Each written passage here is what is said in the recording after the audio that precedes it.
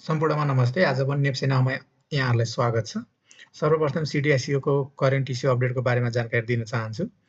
विकास hydro power company लिमिटेडको reserve foreign इम्प्लोइमेन्टमा चाहिँ 508 जनाले अप्लाई गरिसकेको छ। त्यस्तै गरी सन नेपाल लाइफ इन्स्योरेन्स कम्पनीको रिजर्भ राइट सेयरमा 1,95,406 जनाले अप्लाई गरिसकेको छ। त्यस्तै गरी Sun Nepal life insurance company लिमिटेडकै प्रमोटर सेयरको राइट सेयरमा चाहिँ 22 जनाले अप्लाई गरिसक्नु भएको छ। अब हामी नेप्सेको समरीमा जाँदैछौँ। नेप्से आज 49.09 अङ्कले बढेर 1.86%ले बढेर 2677.45 अङ्कमा आइपुगेको छ। त्यस्तै गरी आज 229 वटा कम्पनी बढेको छ भने 15 वटा कम्पनी घटेको छ। एउटा चाहिँ अनचेन्जको अवस्थामा रहेको छ। त्यस्तै गरी टप 5 टप गेनर्स कम्पनीमा सिन्धु 10%ले बढेको छ। SAPDBL 10%ले बढेको छ। OMPL 9.99%ले बढेको छ। GRDBL 9.97%ले बढेको छ। RHGCL 9.97%ले बढेको छ।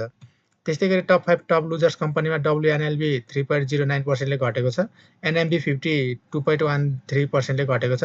CCBD 88 2%ले घटेको छ। NCCD 86 2%ले घटेको छ। NIBD 84 1.96%ले घटेको छ। त्यस्तै गरी टप 5 टप टर्नओभरमा राधि, NGPL, UPCL, HSPC र SHL रहेको छ। त्यस्तै गरी टप 5 टप भोल्युममा PSF, NGPL, UPCL, राधि र HIDCLP रहेको छ। त्यस्तै गरी टप 5 टप ट्रान्जेक्सनमा क्रेस्ट, NMIC, NGPL, राधि र UPCL रहेको छ।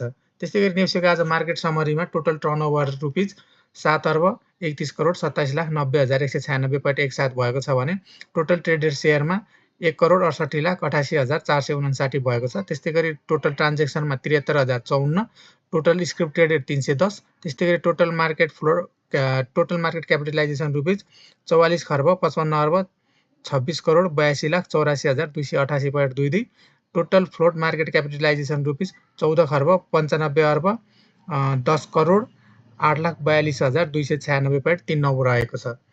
त्यस्तै गरी नेप्सेले आज चार्ट मार्फत हेर्दाखेरि नेप्से आज बोलिङ्गर ब्यान्डको मिडल ब्यान्ड लाइन क्रस गरेर अप्पर ब्यान्डको नजिक गएर क्लोजिङ गरेको देख्न सकिन्छ।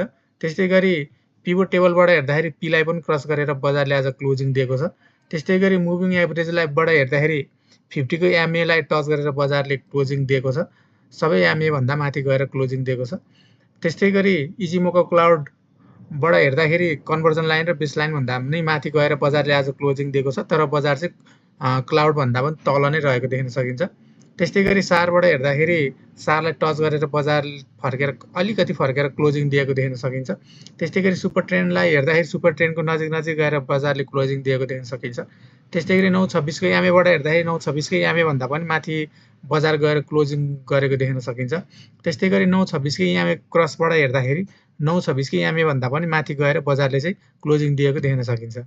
त्यस्तै गरी म्याग्डीबाट हेर्दाखेरि बजारले बुलिस क्रसओभर गरिसकेको छ र आज हिस्टोग्राम 0 भन्दा माथि ग्रीन बनिसकेको देख्न सकिन्छ।